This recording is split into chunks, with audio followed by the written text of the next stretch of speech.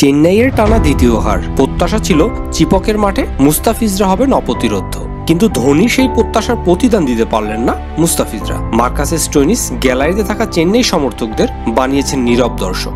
শেষ ওভারে জয়ের জন্য লখনৌর প্রয়োজন ছিল 17 রান। চেন্নাই কাপ্তান ঋতুরাজ গাইকোয়াদ বল তুলে দেন পরীক্ষিত সেনানি মুস্তাফিজের হাতে। ঘরের মাঠ চিন্তাবারাম স্টেডিয়াম তখন চেন্নাই চেন্নাই স্লোগানে প্রকম্পিত। দলকে জিতিয়ে নায়ক হওয়ার দারুণ সুযোগ ছিল মুস্তাফিজের সামনে, কিন্তু স্রেফ 3 বলে ম্যাচ শেষ করে দিলেন সেঞ্চুরিয়ান মার্কাস স্টোইনিস। প্রথম বলে 6, পরের 2টি বলে 2টি 4 মেরে চেন্নাই সমর্থকদের চুপ করিয়ে দেন স্টোইনিস। 3 নম্বর করা বলটি নোবল হলে ফ্রি হিট বলে 4 মেরে জয়ের আনুষ্ঠানিকতা পূরণ করেন। স্টোইনিস 196 স্ট্রাইক রেটে ব্যাট করে 63 বলে সংগ্রহ করেছেন 124 রান। এর আগে প্রথমে ব্যাট করতে নেমে ঋতুরাজ গাইকোয়াদ ও শিবম দুবের ব্যাটে বড় সংগ্রহ পায় চেন্নাই সুপার কিংস। গাইকোয়াদ করেন 60 বলে 108, দুবের ব্যাটে আসে 27 বলে 66 রানের ইনিংস। সংগ্রহ দাঁড়ায় 210-এ।